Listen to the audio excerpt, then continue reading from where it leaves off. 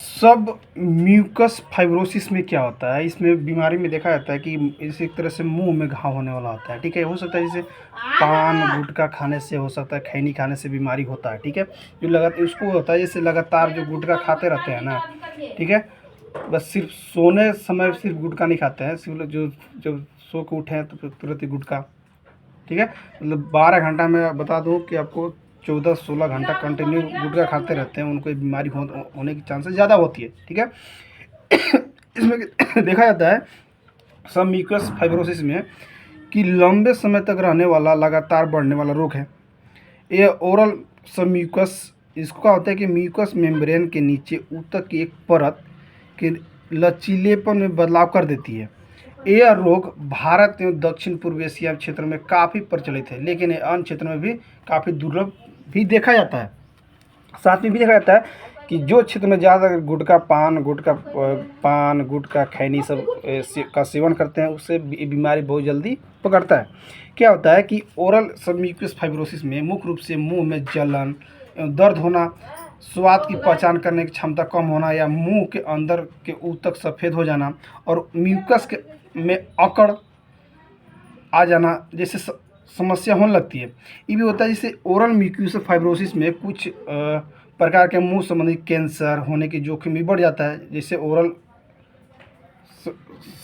Maxwell cell cancer भी होता है। अब बात करें जैसे कि सब म्यूकस फाइब्रोसिस के लक्षण क्या होते हैं। इसमें देखा जाता है कि इसमें लक्षण बहुत सारे लक्षण हो सकते हैं। ठीक है, देखा जाता है कि इस रोग के शुरुआती लक्षणों में म्यूकोस चमड़ी जैसा या मोटा या कठोर महसूस होता है। इसमें होता है कि ओरल म्यूकस फाइब्रोसिस के कठोर चरणों में म्यूकस की लचीलापन कम हो जाता है और वह सफ़ेद एवं कठोर हो जाता है। साथ साथ ये भी देखा जाता है कि ऐसा माना जाता है कि यह रोग शुरू में मुंह के पिछले हिस्से में होता है और फिर धीरे धीरे मुंह में काफ़ी हिस्से में फैल जाता है। ठीक है, इसे उसका लक्षण जैसे इसमें देखा जाता है ओरल सब म्यूकस फाइब्रोसिस के लक्षण जैसे कि जीरोस्टोमिया। क्या होता है जीरोस्टोमिया? कहते हैं मुंह के सूखने जैसा लक्षण। ठीक है, इसमें दूसरा होता है बार बार छाले पड़ना, बोलते समय नाक से आवाज़ आना या नरम तालू, जिसको सॉफ्ट प्लेट बोलते हैं, ठीक से हिल ना पाना। ठीक है, ये हो सकता है यूबुला छोटा पड़ा या जाना या सिकुड़ना, होठ मोटे या कठोर हो जाना, मुंह सूखना या मुंह में जलन होना, मुंह को पूरी तरह से न खोल पाना, जैसे जीभ को पूरी तरह से बाहर ना निकलना, ये सब होता है। जैसे जो ज़्यादा पान गुटखा खैनी सब जो सेवन करते हैं उसको ये डिजीज होने के चांस हो जाते हैं। ठीक है, अब बात करते हैं कि सब म्यूकस फाइब्रोसिस क्यों होता है। कारण बता दूं कि देखा जाता है कि कुछ प्रकार के सूखे प्रोडक्ट जैसे पान मसाला या गुटखा आदि का से बहुत अधिक मात्रा में एरेका, जिसको बोलते हैं एरेका यानी सुपारी होता है। कुछ मामलों में ये सुपारी को ओरल सबक्यूट फाइब्रोसिस का कारण माना जाता है।